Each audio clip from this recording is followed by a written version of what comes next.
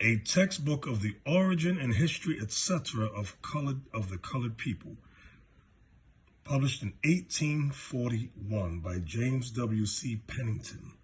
All right, I'm going to page 96, and let's read along, please. A stronger case still is to be found in the fact that the descendants of a colony of Jews originally from Judea to the coast of Africa are black. So I don't want y'all to forget that. So, because I know some of you are Christians and you have not been taught this by your ministers. Your ministers have done no research in anything.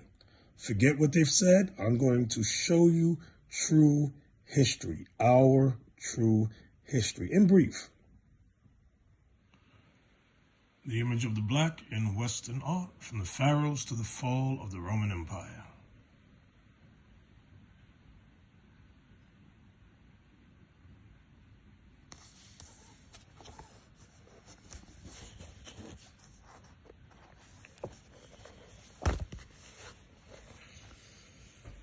All right, let's look at image 328.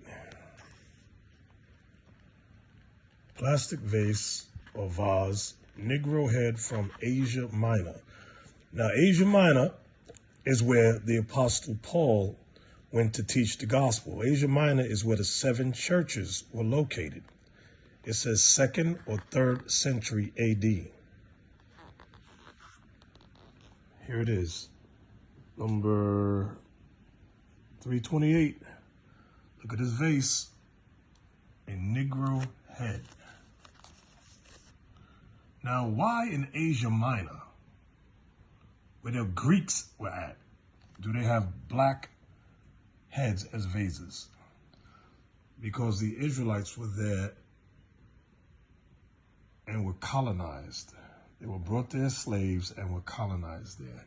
So when you read about the 7 churches of Asia Minor, like Corinth, Philadelphia, Sardis, places like that, and right across there you had, I said Corinth already, you had Philippi.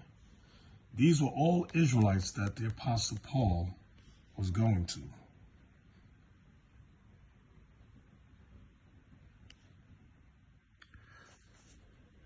A statue of a young black carrying a situla from Aphrodisias Imperial Baths, located in Paris. What's that, I-10? So this is a brother I'm about to show you, from Aphrodisias. He's a bathroom attendant. Okay.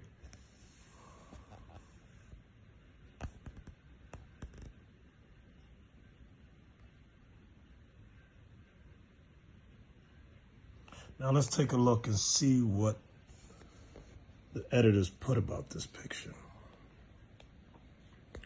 One of the finest of these figures is a statue of a young black from one of the imperial baths in Aphrodisias, figure I-10. Now, I told y'all these baths, these were like where men and women got together and orgies and things took place.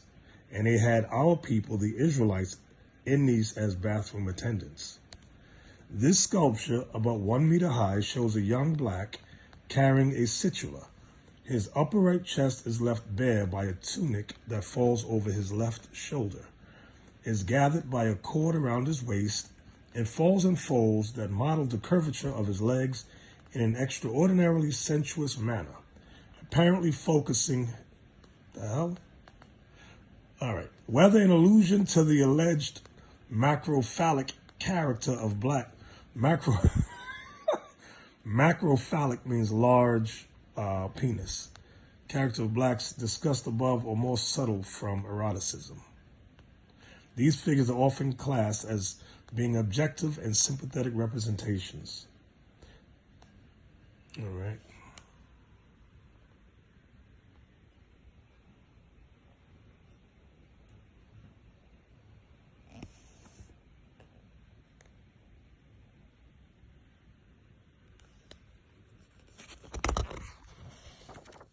A macrophallic Negro is seen in a mosaic at the entrance of the caldarium of the house of the Menander.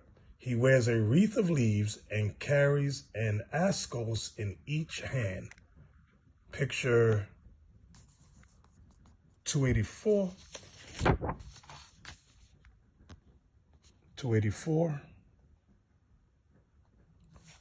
There's the wreath of leaves and the ascos he's holding in each hand. These were Israelite bath attendants in around 70 AD.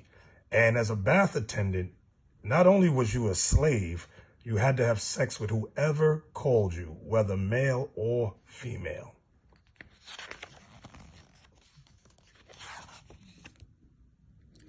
All right, we're going to look at picture 347. It says, we may mention the slave of the baths of Timgad, whose natural endowments are superb.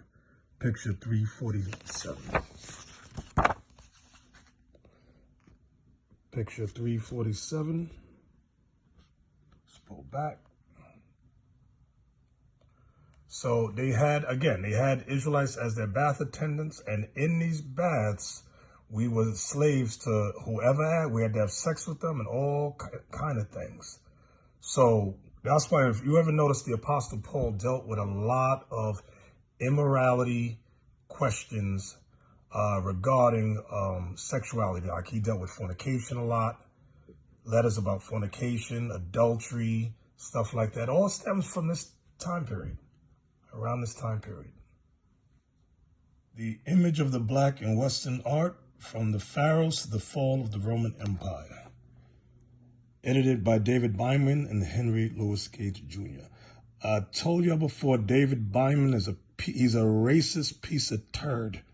And Henry Louis Gates Jr. must be asleep when this guy is putting his notes into the book. Remember last week I showed y'all this coinage. Okay, that's 271.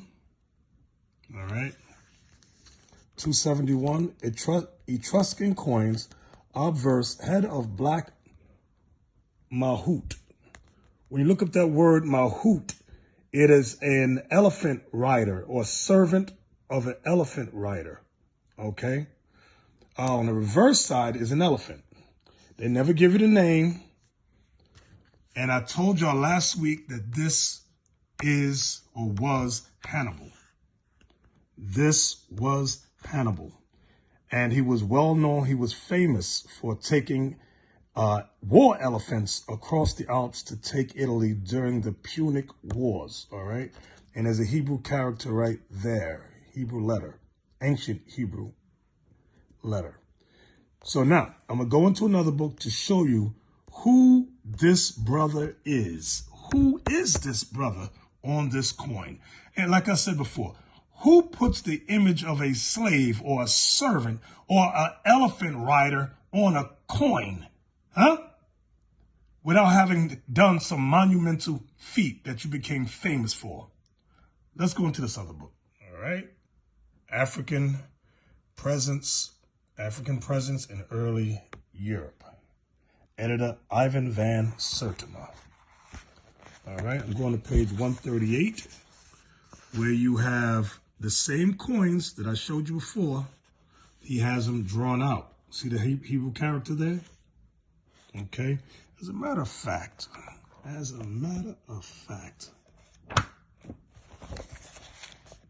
all right, just put it beside. There's the coins, the actual photos of the coins. Now, this author has drawings. All right. Let's go over. I'm on page 139. I'm going to start here at yet. Yet Snowden claims that these are representations of some of Hannibal's mahouts, elephant riders, while other Africanist historians claim this is Hannibal himself. The Carthaginians rarely used coins or statue or stele to depict a figure not in the pantheon of gods or in the aristocratic hierarchy, and would deny a figure centrality or prominence to indicate its comparatively lower social plane of stature. We would therefore like to know which European speculator started this story about these coins representing mahouts. You see that? So even this author knows that this is Hannibal himself. Hannibal.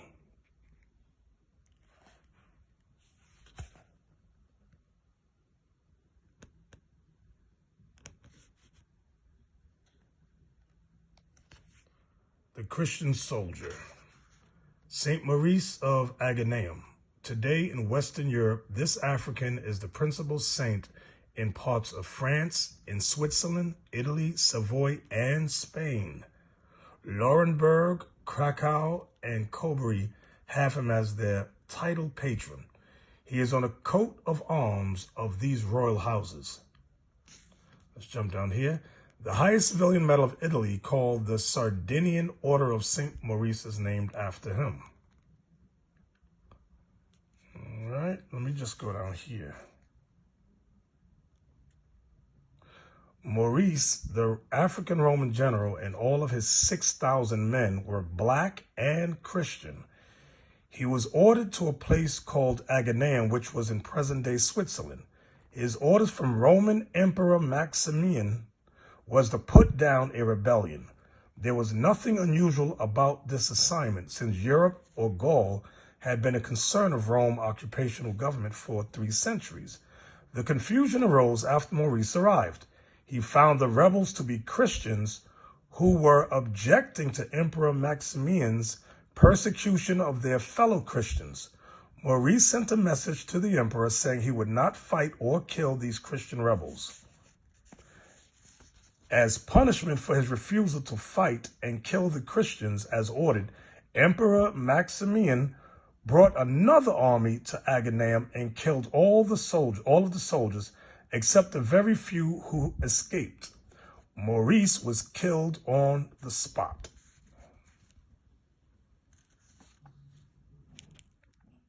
All right, let's go. Start right here. In the 14th and 15th century, so this is the 1300s and the 1400s, Judeberg received a certain number of new monuments. Among them, the Church of St. Nicholas, in which St. Maurice was particularly favored. If we judge by the fragments of the altarpiece, we're going to take a look at this altarpiece, executed around 1425. So this altarpiece we're going to look at was made in 1425 for the former high altar. The statue in polychrome wood shows us an already familiar type of Maurice with woolly hair. Remember, Christ had woolly hair. With woolly hair and thick lips. The painted panels now set up as an enclosure for the choir give us more significant information. Here, for the first time, we have a pictorial sequence that places the exotic Theban, referring to St. Maurice, among the numerous saints whose lives have been the subject of narrative cycles in art. It was logical to suppose that the baptism of a personage so firm in his faith must itself have been extraordinary, and it was tempting to paint that event, although no text related it. This is the old theme in the Aethiops, resurgent after a long progress that lies outside the scope of the present inquiry.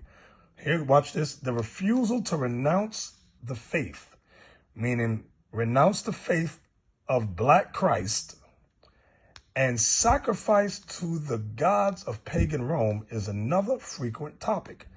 As they are in many similar 15th century works, the pagan gods are symbolized here by grotesque devil with bat's wings. The hero's refusal leads to his beheading. That's what we just read about when the Emperor Maximian had him put to death. The hero's refusal leads to his beheading in the presence of the emperor, Emperor Maximian. It is important for us to emphasize that Maurice is brought before the emperor 3 times and that the emperor is a negative personage, treated here in an obvious, unfriendly way. Let's take a look at image 140, shall we? All right, here we go. So there's St. Maurice. Let me pull back first so I can see the whole thing. All right, St. Maurice, this is Emperor Maximian. He wants him to renounce the Black Messiah. And they say devil, but I believe, what year was this? Yeah, okay, this is still Antichrist time. Antichrist, I'll just word it like that. Okay. This is when he was baptized.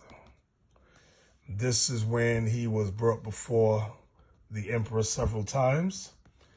And this is when the emperor had him beheaded, put to death, for refusing to carry out the emperor's ungodly order of murdering his fellow black Christians that followed the Black Messiah. All right, let's take a look at 132 and 133. Do y'all see that? Now, let's see who David Bindman says image 132 and 133 are. 132, St. Maurice. 133, St. Maurice. Everybody's St. Maurice. When you go through this book, David Bindman puts every black person as St. Maurice. So let me see who this guy is. Page 120, picture 126. Oh, look, statue of St. Maurice. 114 through 116, statue of St. Maurice. 1240 to 1250. Do y'all see St. Maurice in armor, chainmail on his head, covering his woolly hair? Notice the nose, the thick lips, the very, very dark skin, black. Armor.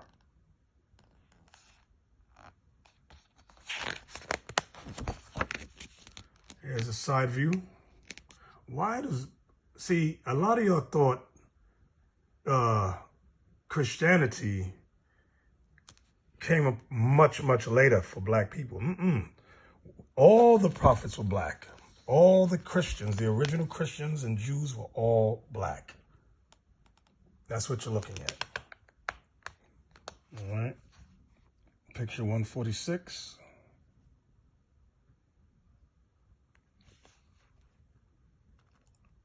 St. Maurice, statue from a niche in the central panel of the altarpiece, 1480 to 1490. Now, what I want y'all to take a look at now, I'm going to go over. Here's an altarpiece. It's in black and white, though. I want y'all to see Caesar Borgia right there. Do y'all see that? Caesar Borgia.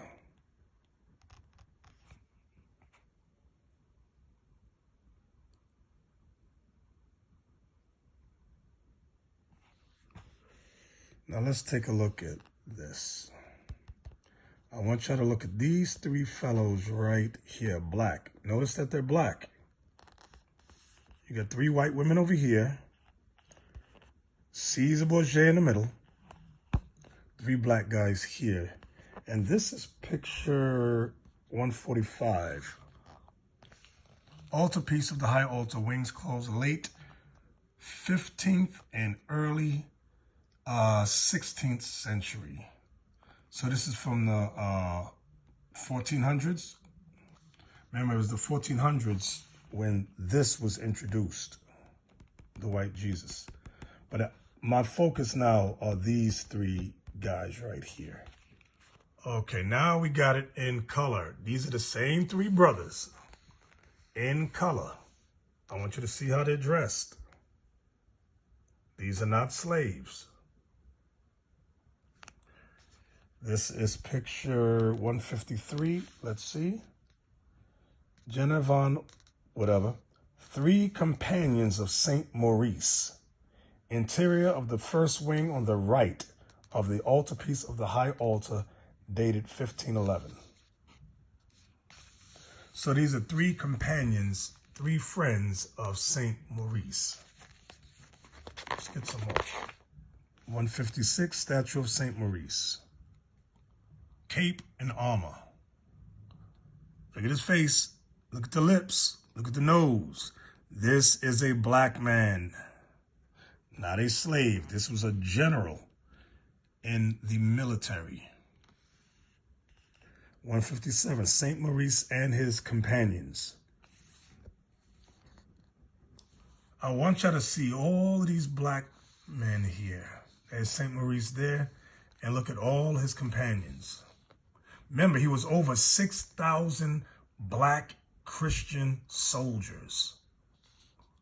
Look in the background. Black. Y'all see that? So don't let people fool you into believing we were not Christians. We were Christians. Okay, we were in the military. And I want y'all to see how he's dressed also. He has the shield with a coat of arms with a black man's face on it, armor, cape. That's picture 137. 137, statue of St. Maurice. All right, let's watch this. When our research has been carried a good deal further, we shall have to look closely into the attitudes of the people of the 13th and later centuries towards blacks and Muslims. I want y'all to notice how he has it worded. Blacks and Muslims. Blacks and Muslims. As if no black was a Muslim.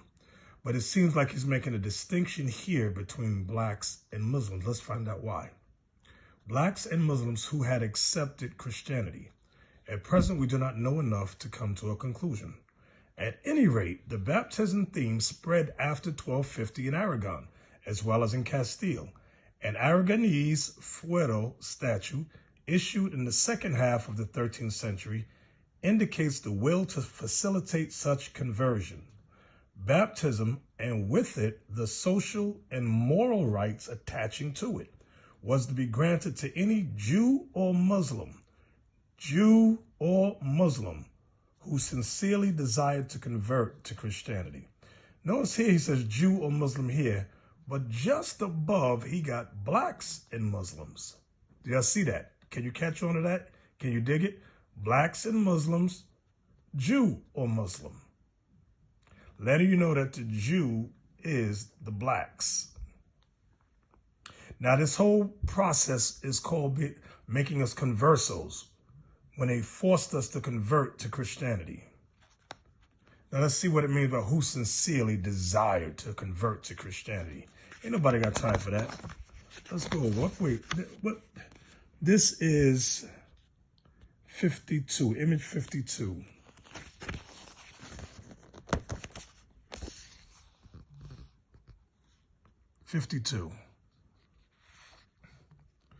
Does it look like they have a sincere desire to become Christian?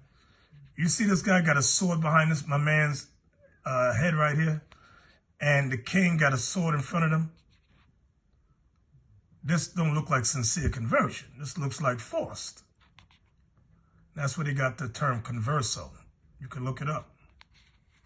Then they baptized us, and we became the type of Christian they wanted us to be, the kind that did not keep any commandment, the immoral kind, the kind of today. The most astonishing of these pictured strips from here has a very different bearing. It gives us a new example of the black slave, christened servitor in the text. This is the illustration of Cantiga, 186 in 6 scenes. We give here a translation of the legends that appear under each of the scenes. This is what the picture I'm about to show you is about. How a lady was asleep and her mother-in-law sent one of her Moors, one of her blacks, to dally with her. Y'all can look that word dally up. It deals with sex. Sleep around with her. How the old mother showed her son how his wife was bedded. How they went to call upon the justice and surprised the two of them sleeping.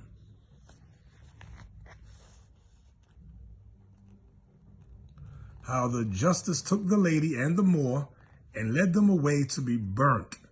How the traitorous Moor was burnt and Our Lady protected the lady whom the fire did not touch. That's this lady with the big O and capital O and capital L is supposed to be Mary. Protected the lady whom the fire did not touch. How the lady told of her mother-in-law's deception, and all were loud in their praise of Our Lady. Let's look at this scene.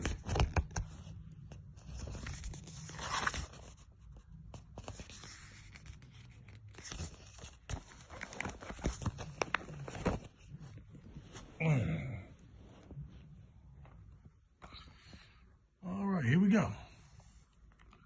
Let me see if I could get in close. All right, there's the white woman sleeping. There's the mother-in-law, and there's her Moor. This Moor was her servant, her slave. Now remember, this is all a chess move to get them out of Spain.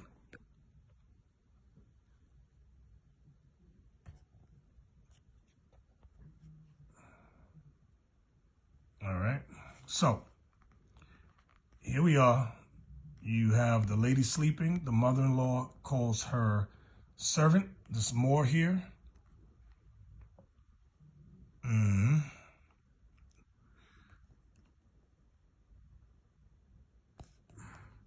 Then the mother-in-law calls her son, the son-in-law, the husband of the wife, and shows them sleeping in bed together. Then they call the justices. These were the justices, and they wake them up. All right, the mother-in-law is accusing her Moor of having what they call it, miscegenation, interracial relations. All right. They take the Moor away. They tie him up, carry him away. They bring her, the adulterous woman, out too. Then they set the Moor on fire, but the white woman was spared torment by Our Lady, the ever virgin. You're right. And they stood around and mocked the black man being burned alive. Then the woman is set free. Mary's there with little baby Caesar Borgia. You can't make this stuff up. But all of this was chess moves to getting the Moors out. And as you know, in 1492, under Nicholas V, they set up the papal bull where they had us go into the transatlantic slave trade. And this is no different than what you see being done in the 60s when they burnt us alive.